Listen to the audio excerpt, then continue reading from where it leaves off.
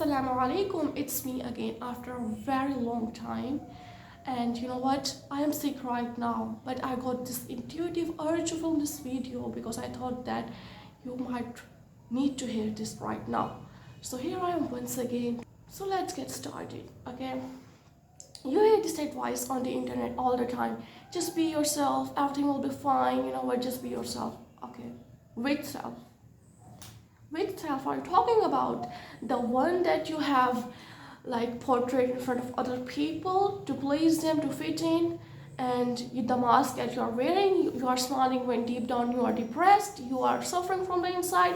People make fun of you, people don't care about your boundaries, but you are okay, you are trying to please them. Which self? This self are you talking about, or the one that is done with all of this bullshit?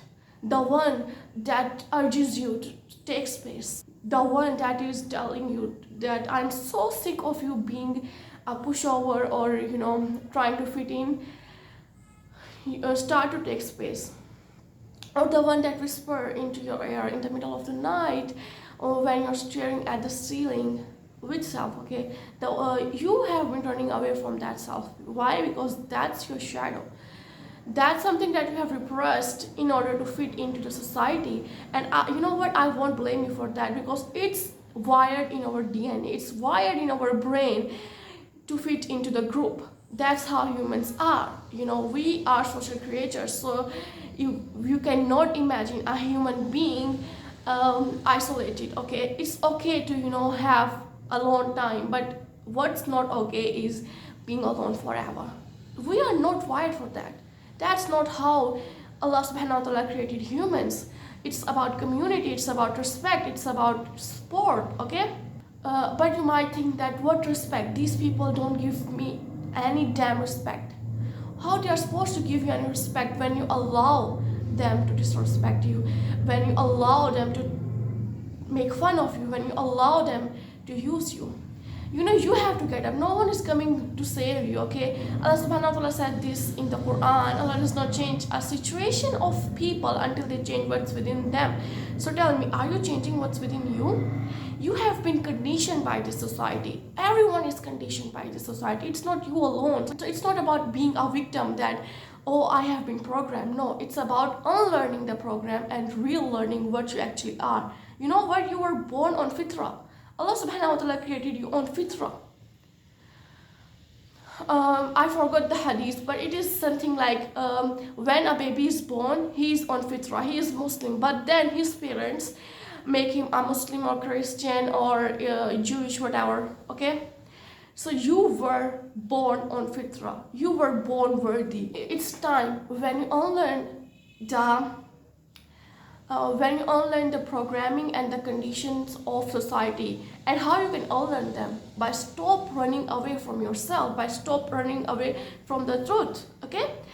So if I ask you some deep questions, tell me, would you be able to answer them? Like, do you even know yourself? Do you know who you are? Do you know what's your purpose? Do you know why you were created? What's special about you?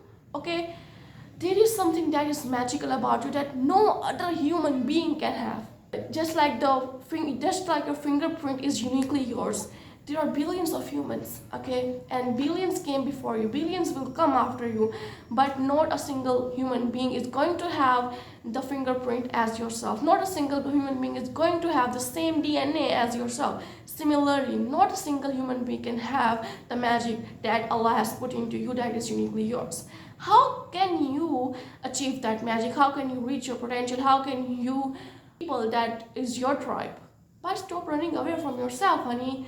If you keep wearing the mask, you will attract people who are going to love the mask, not the real you. Then you are depressed and you think that, oh, people misunderstand me, oh, nobody loves me, oh, nobody cares about me. How they are supposed to care about you when you yourself does not care about you, when you yourself does not think that your real self is worthy to be vulnerable, that is worthy to be shown in front of people, okay? If you hide your authentic self because you think that it is too cringe, because you think that it is unworthy, then that's what your belief is about yourself, okay? And that's what you will see in your reality, because we attract who we are, not what we want. But no worries. I will be forever the person who's going to promote hope. I'm not like those who just yell at like people and things and don't offer the solution. It makes me sick. Okay, so I am going to offer you the solution of this problem. Number one step for you to stop running away from yourself is to get to know yourself. And how the hell you are supposed to get to know yourself? First of all, you need to realize that you were created a perfect human being. You were created with love and you were lovable. You do not have to prove your worth. Okay, this is something that I'm learning myself, because I put my worth on the things that I do, and if I'm doing nothing, then for my subconscious mind we have no worth, because that's what how I have been conditioned. But I'm relearning this. I'm reparenting myself, because the girl that was born, okay, she does not need to have these achievements to be worthy. She did not need to, serve humanity, because that's what I want to do in my life. She was always worthy. She was always lovable. Okay, so are you. Okay, if you observe children, okay, you are going to see that how intuitive they are. You are going to see how much observant they are. Okay, and that's what you were before the society conditioned you. If you observe girls, you can see that they are ambitious, they are bossy. I have seen a lot of young girls that are so bossy, and we were same like them, okay, in our childhood. But as we grow older, we learn that, oh, women are supposed to be feminine, women are supposed to be soft, women are supposed to be polite, and blah blah blah. So you shut the hell up. You drowned your own voice. Okay, you did not stand up for yourself, because that's what you thought that you are supposed to do. But honey, it's time when you unlearn this shit and relearn what you already know. Okay, so this is something that is not enough talked about, and I wish we'll talk about it more, because a lot of young people really need to hear this, whether they are women or men, is to embrace that little girl in you that still exists in you, instead of bullying her, instead of being hard on her, instead of giving her conditional love, instead of you need to embrace her. You need to embrace her passion. Okay, why you are so scared to admit that you like certain things that are not socially acceptable? We humans want to fit in. We humans want to have like, we don't want the group to feel that we are too weird, or we don't want to stand out too much. But girl, those humans are too scared of their own self as well, just as you.